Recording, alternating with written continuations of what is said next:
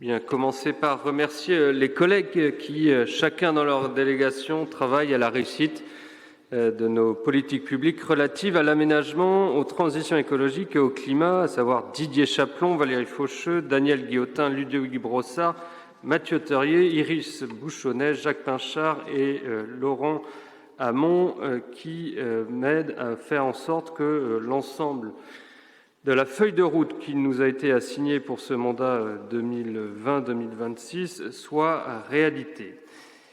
Dans cette première diapositive, nous revenons sur ce qui est un point important du programme municipal, à savoir demeurer une ville accueillante et dynamique. Nous entendrons donc poursuivre des opérations dans nos zones d'aménagement concertées, donc celles qui sont en cours, mais aussi d'ouvrir de nouvelles ZAC. Vous savez depuis janvier dernier que l'on a ouvert celle du Bois-Perrin et ce sont 4,4 millions d'euros en 2021 qui seront à mettre en œuvre pour avancer sur cette ZAC du Bois-Perrin. Sur la ZAC du Hauts-de-Sancerre, ce sont 2 millions d'euros qui sont prévus à notre budget. Un des marqueurs forts du programme municipal est celui de la rénovation urbaine de nos quartiers. C'est une rénovation urbaine que l'on souhaite complète, du bâti aux espaces publics, en passant par l'insertion économique et les équipements scolaires, culturels, au service du droit à une qualité du cadre-vie pour tous.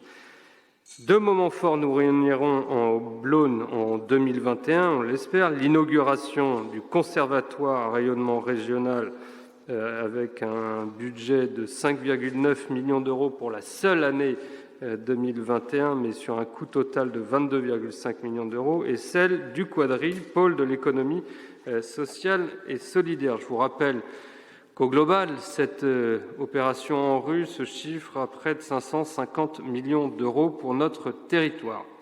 Nous poursuivrons aussi la valorisation et la réhabilitation de notre centre ancien. Ce sont près de 1000 logements, 120 immeubles qui sont aidés dans leur réhabilitation de 2016 à 2023 avec un crédit annuel d'1,8 million d'euros pour une aide publique totale de 2016 à 2023 de 46 millions d'euros.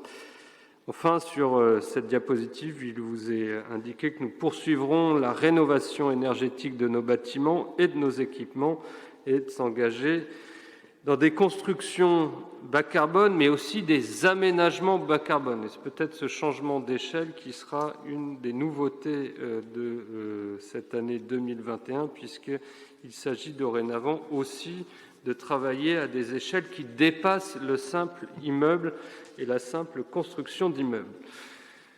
Sur la diapositive qui suit et le cadre de vie, vous dire que notre projet, s'il porte la promesse de garantir pour tous le droit à la ville et le droit au logement, il vise aussi à permettre à chacun de vivre dans un cadre de vie de qualité. C'est pour ça que nous réaménagerons la place de la parcheminerie en concertation dans ce dispositif que nous avons intitulé « Cœur de ville » et qui nous amènera donc à travailler sur cette place de la parcheminerie avec une provision de 900 000 euros.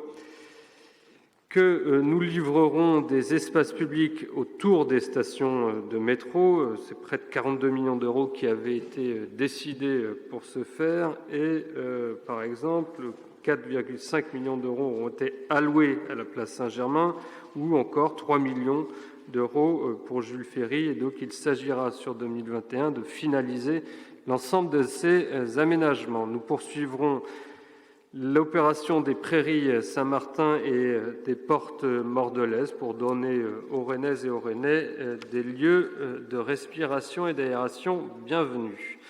Nous déploierons aussi le plan vélo en lien avec le réseau express vélo métropolitain et le plan piéton.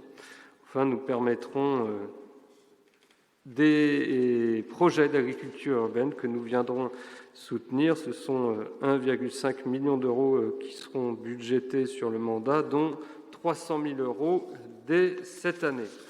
Pour mener à bien ces politiques à la fois sur l'accueil des populations et sur le cadre de vie dont cette population peut disposer, nous avons souhaité avoir cette méthode du faire avec, Donc faire la ville avec les habitants, il s'agira pour nous de finaliser et mettre en œuvre la charte de la construction et de la citoyenneté. Nous y reviendrons d'ici le mois de juin prochain, de finaliser aussi et de mettre en œuvre la charte de l'arbre pour disposer d'un référentiel partagé et enfin de lancer la concertation centre-ville, à la fois sur la question de la Vilaine, mais aussi de l'axe Champs, Jacquet, Horloge et Les Quais.